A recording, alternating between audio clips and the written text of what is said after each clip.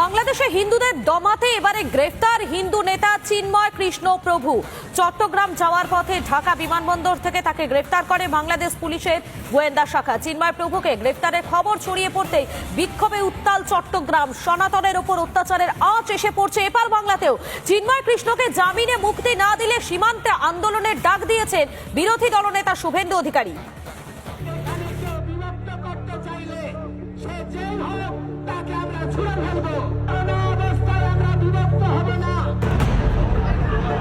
মার খেতে খেতে দেওয়ালে পিঠ থেকে গিয়েছে বাংলাদেশের সনাতনী হিন্দুদের, কিন্তু এবার বাংলাদেশে হিন্দুদের ঐক্যবদ্ধ করতে পেরেছিলেন হিন্দু নেতা চিন্ময় কৃষ্ণ প্রভু।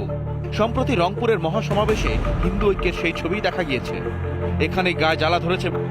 চিন্ময় কৃষ্ণ সহ অন্যান্য হিন্দু নেতাকে পুলিশ দিয়ে হেনস্থা আগেই শুরু করেছিল, কিন্তু এবার সব সীমা ছাড়িয়ে চিন্ময় কৃষ্ণকে ঢাকা বিমানবন্দর থেকে গ্রেফতার করল বাংলাদেশের গোয়েন্দা শাখা। কি ঘটেছে ঢাকা বিমানবন্দরে? ফোনে কথা বলছিলেন চিন্ময় কৃষ্ণ প্রভু। গোয়েন্দা আধিকারিকরা ফোন কাটতে চান। ধস্তাধস্তি হয় চিন্ময় কৃষ্ণ প্রভুর সঙ্গে। জোর করে গাড়িতে তোলা হয় চিন্ময় কৃষ্ণকে। চিন্ময় কৃষ্ণকে গ্রেফতারের খবর চাউর হতে এই বাংলাদেশের গোয়েন্দা দপ্তরের সামনে বিক্ষোভ দেখাতে শুরু করেন সনাতনী মঞ্চের নেতারা। অপরদিকে চট্টগ্রামেও প্রতিবাদে পথে নামে সনাতনীরা। সময় পেরোনোর সঙ্গে সঙ্গেই বাড়তে থাকে ভিড় ও স্লোগান। সনাতনীদের কণ্ঠরোধ করতে হামলা চালায় মৌলবাদীরা। কোথাও পুলিশ লাঠিচার্জ করে, কোথাও আবার মৌলবাদীদের লাঠির ঘাই রক্ত ঝরল প্রতিবাদী সনাতনীদের। এদিকে চিন্ময় কৃষ্ণ প্রভুকে গ্রেফতারের আঁচ এপার বাংলাতেও এসে পড়েছে।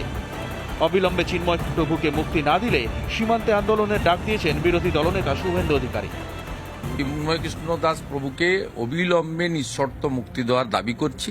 আগামীকাল যদি ওনাকে বেল না দেওয়া হয়, মিছিল প্রতিবাদ কলকাতা এবং বাংলার বুকে করতে হবে এবং প্রয়োজন হলে আমাদের বাংলাদেশ বর্ডার এলাকাগুলোতে অবরোধ অবস্থান, ধর্ণা, রাস্তায় শুয়ে পড়ে প্রতিবাদ।